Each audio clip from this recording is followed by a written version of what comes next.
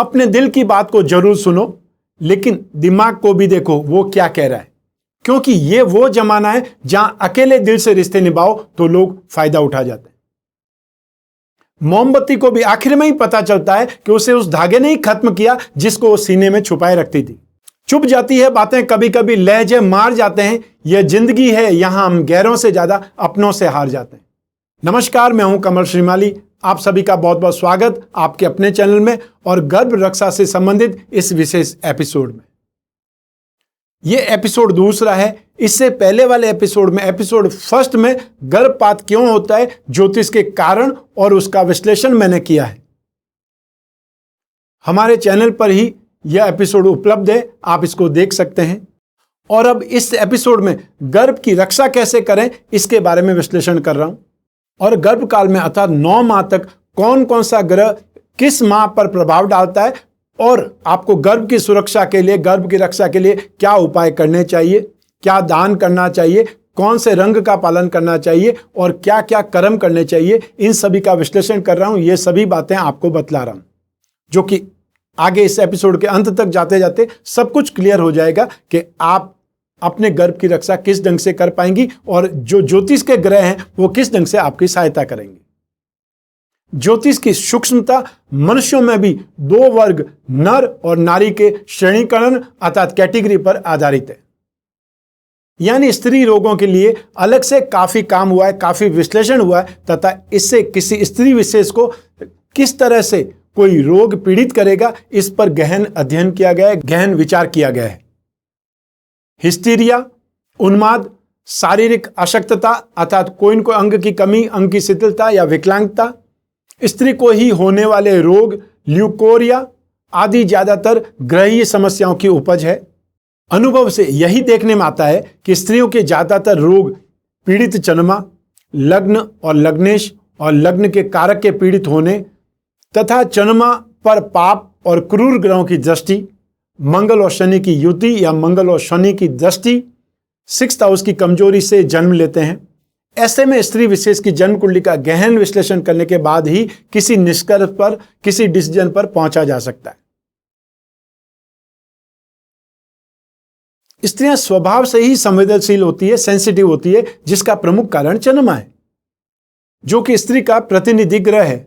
किंतु जिस स्त्री की कुंडली में चंद्रमा पाप प्रभाव में हो, बलहीन हो, 6th हाउस, 8th हाउस या 12th हाउस में मौजूद हो, तो ऐसे में उसकी सेंसिटिविटी का स्तर, संवेदनशीलता का स्तर नेगेटिव रूप से प्रभावित होने लगता है। यानी कमजोर या पीड़ित चंद्रमा की अवस्था मानसिक उन्माद, मानसिक तनाव पैदा कर सकती है।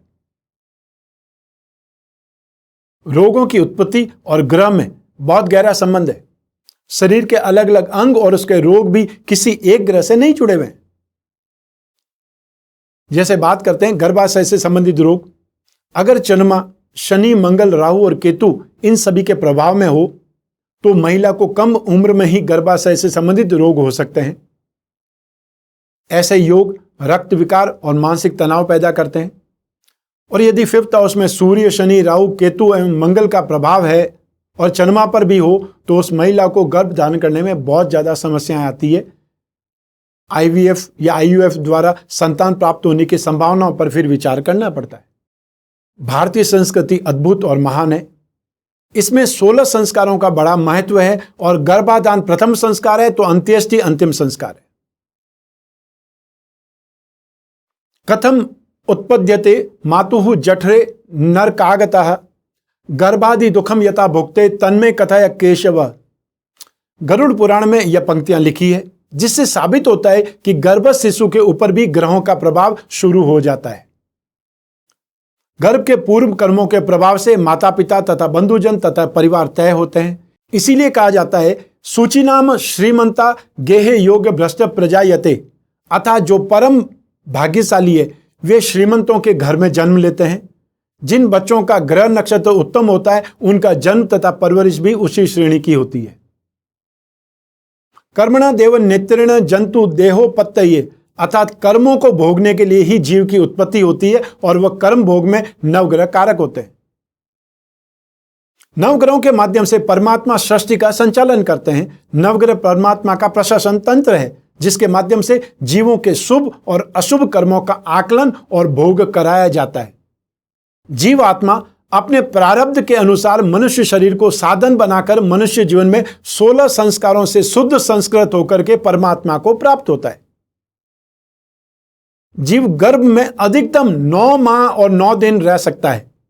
इसका एक वैज्ञानिक आधार भी है, क्योंकि हमारे ब्रह्मांड के 9 ग्रह अपनी अपनी किरणों से गर्भ में पल रहे बच्चे को विकसित करते हैं।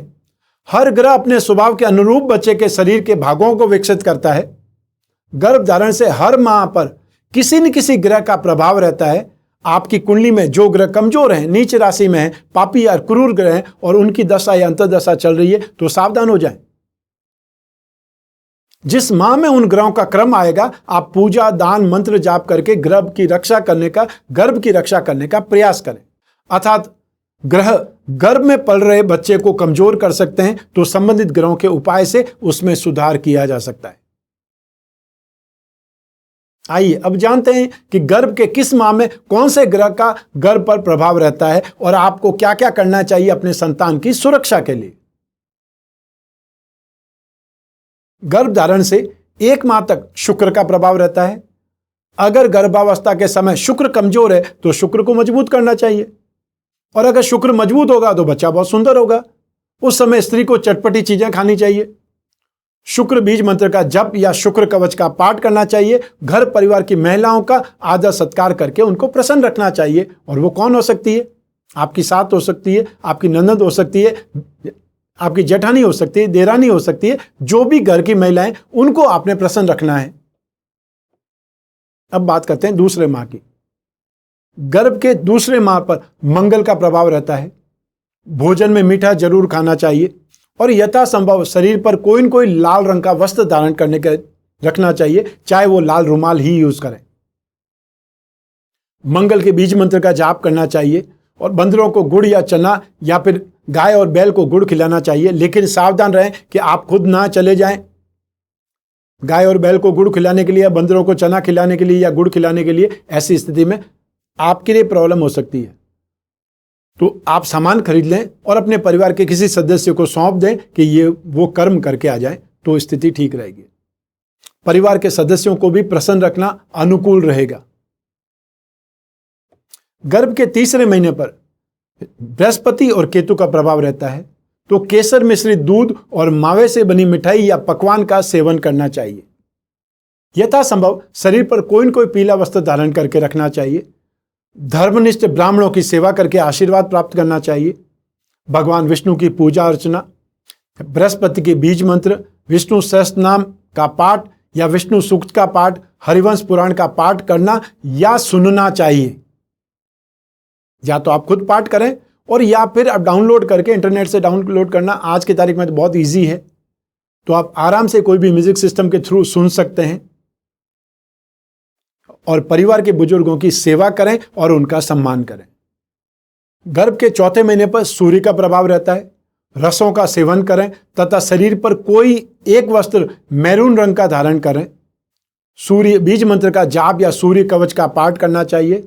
अपने कुल देवता या कुल देवी की पूजा अर्चना करके उनको प्रसन्न करना चाहिए और अपने पिता को, ससुर को प्रसन्न रखें, आदर सम्मान करती रहें। अब बात करते हैं गर्भ के 5वें माह की। गर्भ के 5वें माह पर चंद्रमा का प्रभाव रहता है। दूध और दही तथा चावल या सफेद वस्तुओं का सेवन अधिक करें। लाइट कलर के कपड़े ज्यादा से ज्यादा पहने, अर्थात पेस्टल कलर का उपयोग ज्यादा करें। चंद्रमा के बीज मंत्रों का जाप करना यहां पर बहुत शुभ रहेगा और अपने पूर्वजों को तृप्त करना अच्छा रहेगा। अतः जो भी आपके पितर हैं, जो भी आपके पूर्वज हैं, जो अब इस संसार में नहीं है, उन सभी के लिए जो कुछ भी आप दान कर सकते हैं, पूजा कर सकते हैं, याद कर सकते हैं, वो आपको जरूर करना चाहिए। माता का, सास का भी आदर सम्मान बहुत ज्यादा करना चाहिए। गर्भ के 6ठे महीने पर शनि का प्रभाव रहता है। कशीली और खट्टी वस्तुओं या कैल्शियम और रसों का सेवन करना चाहिए तथा आसमानी रंग के या पेस्टल ब्लू कलर का कोई न कोई एक वस्त्र शरीर पर जरूर धारण करके रखें। शनि बीज मंत्र का जाप बहुत ज्यादा शुभ रहेगा और अपने अधीनस्थों, अपना स्टाफ या नौकर चाकरों को आप खुश रखें, संतुष्ट रखें, प्रसन्न रखें। अब बात करते हैं गर्भ के 7वें माह की। गर्भ के 7वें माह पर बुध और राहु का प्रभाव रहता है। जूस और फलों का खूब ज्यादा सेवन तथा शरीर पर कोई एक वस्त्र हरे रंग का धारण करके रखना है। माँ, बुआ, बहन, बेटी इन सभी को यथा योग्य आदर सत्कार से प्रसन्न करें। कोई न कोई वस्तु से प्रसन्न करें, कोई न कोई गिफ्ट से प्रसन्न करें या संतुष्ट करें। और बुध के बीज मंत्र का जाप करना बहुत ज्यादा शुभ रहेगा। गर्भ के 8वें महीने पर फिर से चंद्रमा का प्रभाव रहेगा। दूध और दही तथा चावल या सफेद वस्तुओं का सेवन बहुत अधिक करना चाहिए और लाइट कलर के कपड़े ज्यादा पहनने चाहिए और चंद्रमा के बीज मंत्र का जाप करना चाहिए। अपने पूर्वजों को तृप्त करना चाहिए, संतुष्ट करना चाहिए। माता को, सास को भी आदर सम्मान बहुत ज्यादा करना चाहिए। अब बात करते हैं गर्भ के 9वें महीने की, आखिरी माह की। गर्भ के 9वें महीने पर फिर से सूर्य का प्रभाव रहेगा। ऐसी स्थिति में रसों का सेवन करें तथा शरीर पर कोई एक वस्त्र मैरून रंग का धारण करें। सूर्य बीज मंत्र का जाप या सूर्य कवच का पाठ करना चाहिए। अपने कुल देवी देवता की पूजा अर्चना करके उनको प्रसन्न करना चाहिए और अपने पिता को, ससुर को प्रसन्न रखना चाहिए। आदर सम्मान निरंतर करते रहना चाहिए। यह तो बात रही गर्भ काल के 9 माह की। वैसे भी गर्भ काल में अपने इष्ट देव, कुल देवी देवता की यथा योग्य पूजा वंदना करके संतान के स्वागत की तैयारी करनी चाहिए।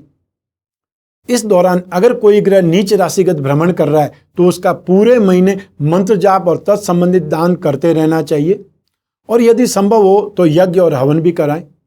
जितना गर्भ ग्रहों की किरणों से तपेगा उतना ही बच्चा महान और मेधावी बनेगा। यह एपिसोड आपको कैसा लगा आप हमें कमेंट बॉक्स में जरूर बतलाइएगा। और यदि एपिसोड पसंद है, आप अपने किसी मित्र को, आप अपनी किसी बहन को या जो गर्भ धारण करना चाहती है उनको भेजना चाहती है तो याद रख करके जरूर शेयर कीजिए ताकि उनको भी अपने जीवन में ये सब सुनने का मौका मिले और इससे जानकारी उठा करके जितना वो अपने आप से प्रयास कर सकती है उतना ज़्यादा बेटर रहेगा। और यदि आपको हमारा चैनल अच्छा लगता है तो प्लीज़ सब्सक्राइब कीजिए जिससे आप भी हमारे परिवार में सम्मिलित हो सकें। और जितना बड़ा परिवार होगा उतना ही हमारा उत्साहवर्धन भी होगा, उतना ही हम ज़्यादा काम करेंगे, ज़्यादा मेहनत करेंगे जिससे आपका जीवन और ज़्यादा अच्छा होगा। आज इस एपिसोड में बस इतना ही। स्वस्थ रहें, प्रसन्न रहें, अपना अपने परिवार का बहुत बहुत ख्याल रखें। आप सभी को मेरा नमस्कार, बहुत बहुत शुभकामनाएं। ईश्वर आपकी रक्षा करे। बहुत बहुत धन्यवाद।